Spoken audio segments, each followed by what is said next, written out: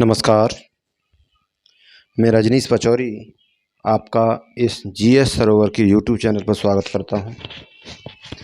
चलिए आइए बात करते हैं। टाइम को वेस्ट न करते हुए आज हम बात करेंगे अगले कानून के विषय में जो हम भारतीयों के लिए बनाए गए थे। कंपनी का तो पूर्ण रूप से खात्मा हमने देखा था 1858 के भारत शासन अधिनियम के द्वारा उसका खात्मा हो चुका था। आज हम जो बात करने जा रहे हैं वो हमारा अधिनियम है भारत शासन अधिनियम 1919, जिसके विषय में आज हम बात करेंगे। चलिए देखेंगे भारत शासन अधिनियम 1919 के विषय में हम बात करेंगे। देखिए 1919 का जो अधिनियम आया था, ये अधिनियम हम देखते हैं बताया गया, अंग्रेज़ों का कहना था कि ये 1919 का अधिनियम जो है ये 1909 में जो अधिनियम आया था उसमें कुछ खामियां रह गई थी, उसके सुधार के लिए। यानी 1909 का जो अधिनियम आया था उसमें कुछ खामियां रह गई, कुछ उसकी कमियां थी उसमें, उनके सुधार के लिए अधिनियम बताया गया कि उसके सुधार के लिए ये अधिनियम 1919 का भारत शासन अधिनियम आया। तो उसमें खामियां क्या थी? देखिए, केवल बेवकूफ़ बनाने वाली व्यवस्था थी और कुछ नहीं था इसमें। अब आप देखते हैं, आपने देखा था 1909 के अधिनियम के द्वारा सांप्रदायिक निर्वाचन प्रणाली की व्यवस्था की गई थी। सांप्रदायिक निर्वाचन प्रणाली की व्यवस्था उस अधिनियम के द्वारा की गई थी, जिसमें मुसलमानों को अलग निर्वाचन करने का अधिकार दिया गया था, उनकी निर्वाचन प्रणाली अलग कर दी गई थी और मुस्लिम नेताओं को चुनने का अधिकार भी केवल मुस्लिम को ही दिया गया था। ये केवल हिंदुओं को मुसलमानों को बांटने की व्यवस्था थी। तो ये अब दिखाते हैं कि इस अधिनियम के द्वारा 1919 के द्वारा वो जो अधिनियम था उसमें सुधार किया गया। क्या सुधार बताया गया? सबसे पहले हम देखते हैं सुधार क्या था। वहाँ मुसलमानों के लिए अलग निर्वाचन की व्यवस्था की गई थी। वो सुधार हम देखते हैं, वो सुधार क्या हमारे लिए, वो सुधार कुछ नहीं था, वो सुधार नहीं था, वो हमारे लिए और घातक बन गया ये वाला अधिनियम। सांप्रदायिक आधार पर सिखों, ईसाइयों और आंग्ल भारतीयों के लिए पृथक निर्वाचन प्रणाली अपनाई गई। पहले तो केवल मुस्लिम भाइयों के लिए था, मुस्लिम समाज के लिए ये व्यवस्था थी, लेकिन इस अधिनियम में सुधार बताया गया। ये सुधार था, ये इंडिया को, यानी हम भारतीय लोगों की नस्ल को तोड़ने की व्यवस्था थी। पहले मुसलमानों को अलग किया गया, अब जो बचे थे सिख, ईसाई और आंग्ल भारतीय, उन्हें भी हमें यानी उनको भी बांटने की व्यवस्था इस अधिनियम के द्वारा की गई। इन्हें भी अलग निर्वाचन करने का प्रावधान इसमें दिया गया था। आंग्ल भारतीय का मतलब होता है ऐसे भारतीय जो अंग्रेज लोग थे, यहाँ बस गए थे, यहाँ रहने लगे थे और रहने के बाद उन्होंने यहाँ भारतीय महिलाओं से शादी की और फिर जो बच्चे पैदा हुए, आप कह सकते हैं उन्हें आंग्ल भारतीय बोला जाता है।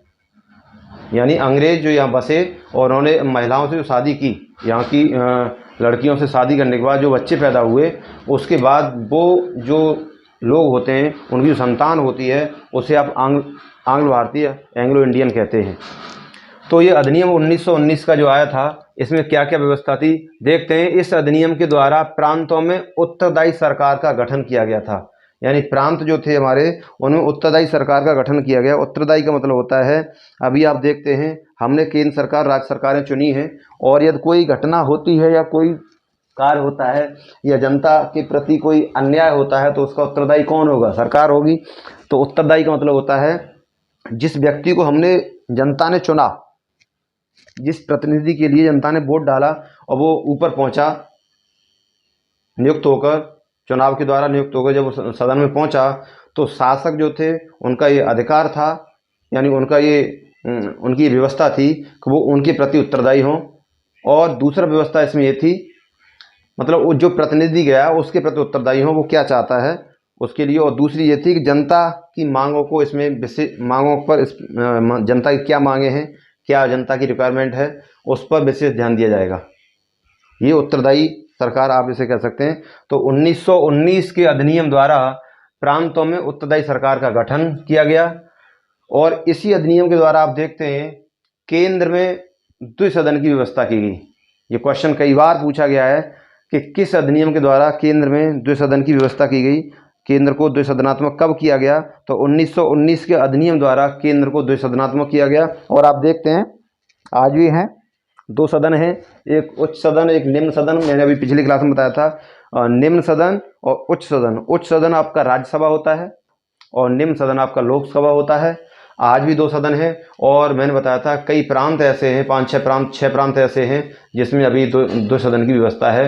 अपना यूपी है और मैंने कम्बैट के माध्यम से एक ट्रिक आपको बताई थी, कर्नाटक है, महाराष्ट्र है और बिहार है, तेलंगाना, आंध्र प्रदेश, ये प्रांत हैं जिनमें दो सदन की व्यवस्था है। तो इस अधिनियम के द्वारा केंद्र में द्विसदनात्मक विधायिका की स्थापना की गई थी। संवैधानिक सुधारों की मांग, यानी ये अधिनियम जो आया था 1919 का, इसका एक और कारण था संवैधानिक सुधारों की मांग। उसके कारण से प्रथम विश्व युद्ध जो हुआ था उसके कारण से, और होम रूल आंदोलन जो हुआ था, इन आदि कारणों से ये 1919 का अधिनियम लाया गया।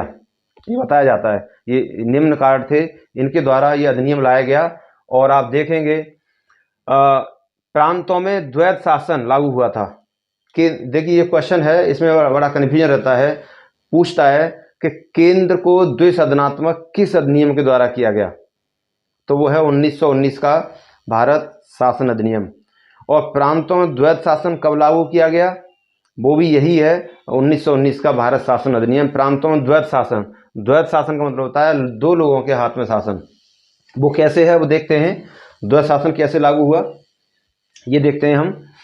एक तो द्वैत शासन का मतलब होता है इसमें दो लोग शासन करते हैं, यानी कहने का मतलब है एक तो वायसराय उस समय थे, कुछ काम वायसराय ने अपने हाथ में लिए थे शासन करने के लिए, और कुछ हम भारतीयों को दिए थे, भारतीयों को भी दिए थे। तो कुछ विषय ऐसे थे जिसमें भारतीय लोग अपनी इच्छा के अनुसार करता, गवर्नर यही था वायसराय, लेकिन इन भारतीय जो लोग थे उनकी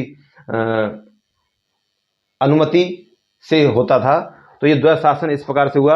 और देखिए अंग्रेजों ने विषय क्या क्या लिए थे, आरक्षित विषय थे ये, जैसे राजस्व, यानी जिन पर कमाई की व्यवस्था थी, जिन पर इनकम थी, सोर्स ऑफ इनकम था, वो विषय अंग्रेजों ने खुद लिए। राजस्व लिया, न्याय की व्यवस्था उन्होंने अपने हाथ में रखी, इससे भी तो इनकम होती है, न्याय से सरकार की बहुत बड़ी इनकम होती है, ये व्यवस्था अपने हाथ रखी। वित्त की व्यवस्था अपने हाथ में रखी और पुलिस प्रशासन को भी अपने हाथ में रखा। पुलिस का मतलब, पुलिस आप जानते हैं, पुलिस के द्वारा सरकार को काफ़ी इनकम होती है। तो ये इनकम वाले जो स्रोत थे वो तो अंग्रेजों ने अपने पास रखे, और गवर्नर जो वायसराय जो था वो अपनी परिषद के सदस्यों की सलाह पर इस पर निर्णय लेता था, इस पर कानून बनाता था और निर्णय लेता था। और ये हस्तांतरित विषय का मतलब होता है कुछ विषय ऐसे थे अंग्रेजों ने जो हमारे लोग जो थे उनके हाथ में दे दिए, तो हस्तांतरित यानी उसका अंतरण कर दिया, यानी वो दे दिए उनके हाथ में, अधिकार दे दिया। स्थानीय स्वशासन, शिक्षा पर, यानी जो खर्च के विषय थे वो हमारे लोगों को दे दिए, और जो इनकम के जो विषय थे वो अपने हाथ में रखे। शिक्षा पर, कृषि पर, ये सभी ये कुछ विषय थे जो हम भारतीय लोग थे उनके हाथ में दिए गए। और व्यवस्था इसमें क्या थी, जो वायसराय जो था, गवर्नर जो था, वो भारतीय मंत्रियों की सलाह से इस पर काम करता था, भारतीय मंत्री जो थे उनकी सलाह लेता था। तो ये व्यवस्था थी। इस अधिनियम को हमने देखा और पढ़ेंगे, आपसे नोट करते चलेंगे, नोट कर लेंगे।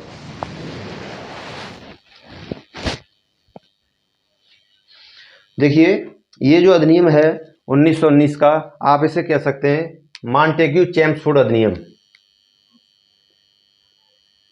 मॉन्टेग्यू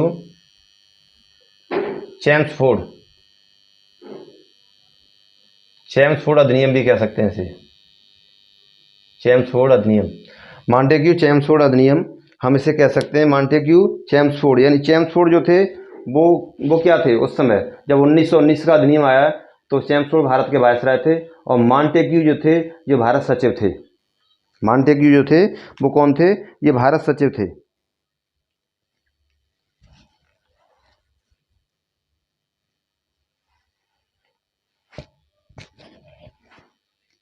ये था, गर्मी काफ़ी है। मॉन्टेग्यू जो थे, आप देखते हैं मॉन्टेग्यू भारत सचिव थे और ये यहाँ पर वायसराय थे। तो हम आगे देखेंगे इसी अधिनियम के द्वारा इसे जो कहते हैं भारत शासन अधिनियम 1919, मॉन्टेग्यू चेम्सफोर्ड अधिनियम भी कहते हैं।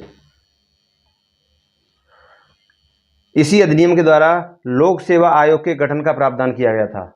लोक सेवा आयोग, अभी आप देखते हैं लोक सेवा आयोग का गठन इस अधिनियम के द्वारा किया गया था।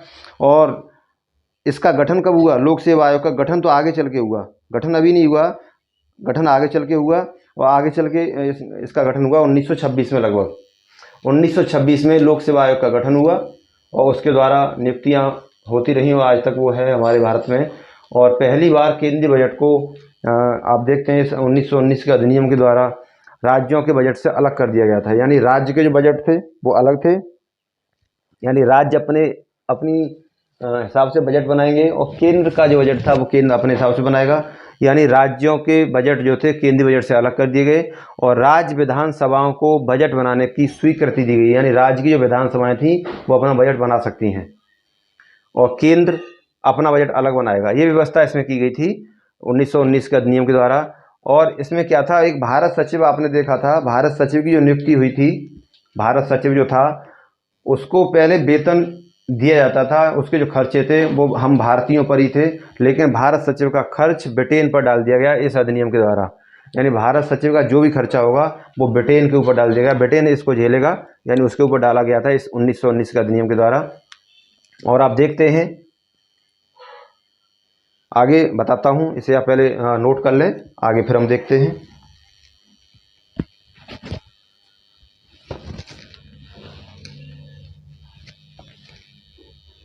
नोट करें, इसे नोट करते चलेंगे साथ साथ।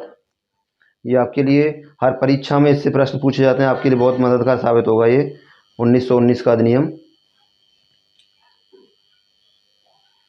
नोट करेंगे।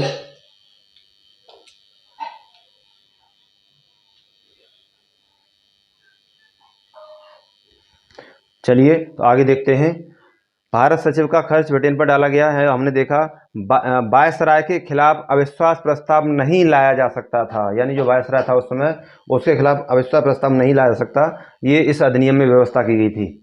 क्योंकि उसमें अब सदन में हमारे भारतीय लोग भी शामिल हो गए ना, तो इसलिए इस पर वायसराय के खिलाफ अविश्वास प्रस्ताव नहीं ला सकते हैं। लेकिन इसमें एक ये बताते हैं ना 1919 का जो अधिनियम है वो 1909 के अधिनियम को में कुछ कमी रह गई थी उनको उसके सुधार के लिए, तो ये कमियां थी। देखिए ये कमी बताई जा रही है कि अविश्वास प्रस्ताव नहीं लाया जा सकता, लेकिन सबसे बड़ी कमी क्या थी, विधान परिषद के खिलाफ अविश्वास प्रस्ताव लाया जा सकता था। विधान परिषद क्यों लाया जा सकता, क्योंकि उसमें भारतीय लोग थे, तो विधान परिषद के खिलाफ तो अविश्वास प्रस्ताव लाया जा सकता है, लेकिन वायसराय के खिलाफ अविश्वास प्रस्ताव नहीं लाया जा सकता। ये व्यवस्था थी, ये बहुत बड़ा सुधार था, है ना। ये केवल हम इंडियन जो लोग थे केवल उन्हें गोली देने की बात थी और कुछ नहीं था।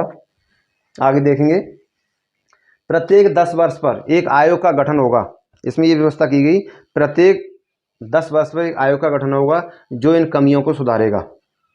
प्रत्येक 10 साल पर आयोग का गठन किया जाएगा और इन कमियों को, यानी जो इस अधिनियम में जो भी कमी रह जाएंगी, जैसे 1909 का जो अधिनियम था उसमें कुछ कमी रहेंगी तो इसने सुधार कर दिया, अब इसमें जो कमी रह जाएंगी वो आगे आएगा, तो इसके सुधार के लिए साइमन कमीशन आया था 1927 में, इसका गठन हुआ था 1928 में आया था या फरवरी में, तो वो आया था वो और इससे ऊपर निकला आगे। तो ये 10 वर्ष पर एक आयोग होगा। और देखिए आगे चलकर, ये मैंने अभी आपको बताया, सांप्रदायिक आधार पर सिखों, ईसाइयों, आंग्ल भारतीयों के लिए पृथक निर्वाचन प्रणाली की व्यवस्था इसमें की गई थी। ये सुधार हैं, ये सुधार क्या है, केवल भारतीयों को बांटने की व्यवस्था थी।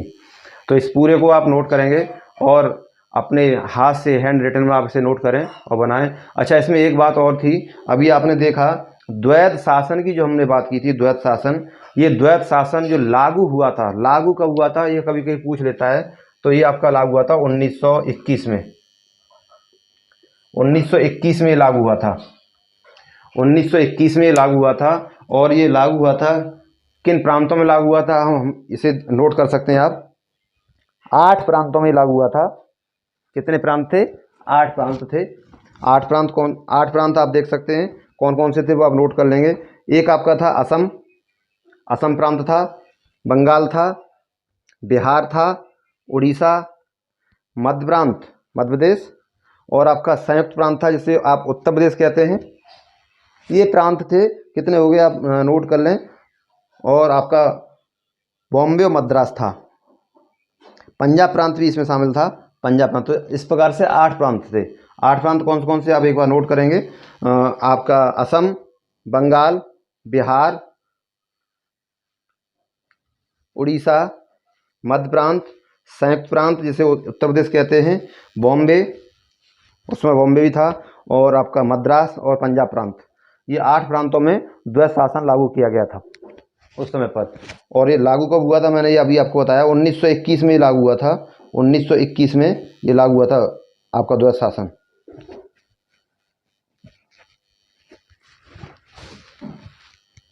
द्वैत शासन 1921 में लागू हुआ था। तो इस प्रकार से हम बात करेंगे। और ये चला कब तक था द्वैत शासन जो था, वो आगे चल के इसे ख़त्म भी तो किया गया था। तो ये ख़त्म हुआ था 1937 में। 1937 में से ख़त्म किया। हाँ, 1 अप्रैल 1921 में लागू हुआ और 1 अप्रैल 1937 में जाके ये ख़त्म हुआ था द्वैत शासन। तो इस प्रकार से हमने आज बात की इस अधिनियम पर। 1919 का जो अधिनियम था इस पर हमने बात की। और हम आगे चल के अगले अधिनियम के बारे में बात करेंगे। तो ये अधिनियम हमारे जो आए थे, 1919 का अधिनियम, उससे पहले 1909 का अधिनियम, ये हमने कुछ अधिनियम देखे, नोट कर लेंगे।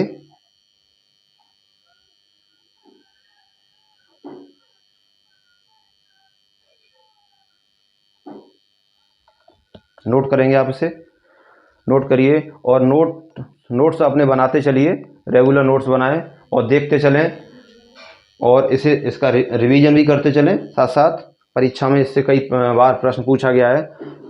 इस अधिनियम के बारे में पूछा यही जाता है कि 1919 का अधिनियम जब आया तो भारत का वायसराय कौन था?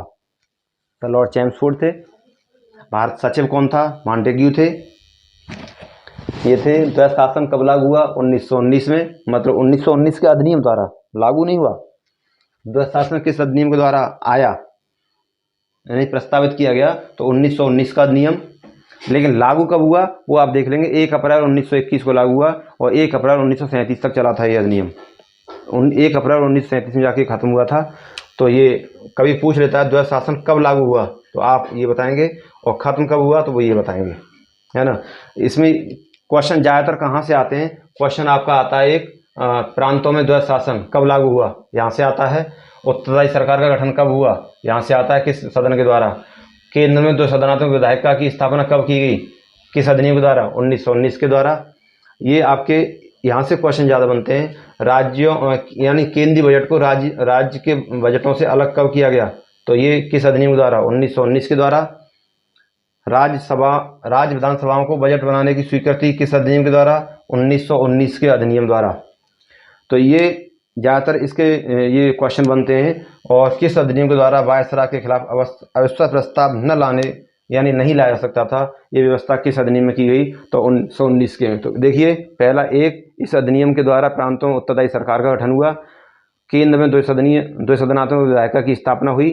प्रांतों में द्वैत शासन लागू हुआ। 3 क्वेश्चन, ये कई बार क्वेश्चन पूछे गए। अगला है, पहली बार केंद्रीय बजट को राज्यों के बजट से अलग कर दिया गया। और अगला है, राज्य विधानसभाओं को बजट बनाने की स्वीकृति दी गई, अधिकार दिया गया था। और अगला है, वायसराय के खिलाफ अविश्वास प्रस्ताव नहीं लाया सकता था, किस अधिनियम के द्वारा? तो वो आपका था भारत शासन अधिनियम 1919। तो 3 और 3 ये क्वेश्चन, ये कई बार इससे क्वेश्चन बने हैं। और ये क्वेश्चन भी बन सकता है, द्वैत शासन लागू कब हुआ? 1 अप्रैल 1921 और ख़त्म कब हुआ? 1 अप्रैल 1937। क्वेश्चन ये बना है कि भारत शासन अधिनियम 1919 को और किस नाम से जाना जाता है, तो उसमें 3-4 नाम दे देगा और एक नाम ये होगा मॉन्टेग्यू चैम्सफोर्ड सुधार अधिनियम, ऐसे भी कर देगा। तो इस प्रकार से हमने इस अधिनियम के विषय में बात की। और अब हम आगे देखिए, संविधान के बिल्कुल अपने जो ये संविधान के विकास की प्रक्रिया चल रही है, लेकिन अब हम विकास चल रहा है, लेकिन अब हम पूर्ण रूप से बहुत ही नज़दीक आने वाले हैं, संविधान में घुसने वाले हैं। अभी हम इसके बाद बात करेंगे अगले क्लास में 1935 का भारत शासन अधिनियम। उसके बाद में हम आगे बेबेल योजना आई थी, है ना, कैबिनेट मिशन आया था, अंतरिम सरकार का गठन हुआ था। और उसके बाद में वो आपकी संविधान सभा का गठन हुआ था। तो ये हम आगे चीज़ देखेंगे अगली क्लासों में। और उसके बाद हम संविधान का पूर्ण रूप से जब गठन हो जाएगा उसके बारे में बात करेंगे। और उसके बाद संविधान लागू होगा फिर हम अगले टॉपिक की बात करेंगे संविधान के सोर्स क्या थे, कहाँ कहाँ से संविधान हमारा लिया गया, किन किन देशों से लिया गया, कैसे कैसे बना, उसके विषय में बात करेंगे। तो हमने आज बात की 1919 के अधिनियम के विषय में। तो मैं उम्मीद करता हूँ आप ये क्लासें रेगुलर देख रहे होंगे और नोट्स भी बना रहे होंगे। रेगुलर नोट्स बनाते रहें, क्लास को रेगुलर देखते रहें और सब्सक्राइब, शेयर और लाइक करते रहें। ज़्यादा ज़्यादा शेयर करें जो हर बच्चे के पास ये वीडियो पहुँचे। और इसी क्लास के साथ मैं आज अपने क्लास को, अपनी वाणी को यहीं विराम देता हूँ। कल फिर मुलाकात करते हैं। नमस्कार।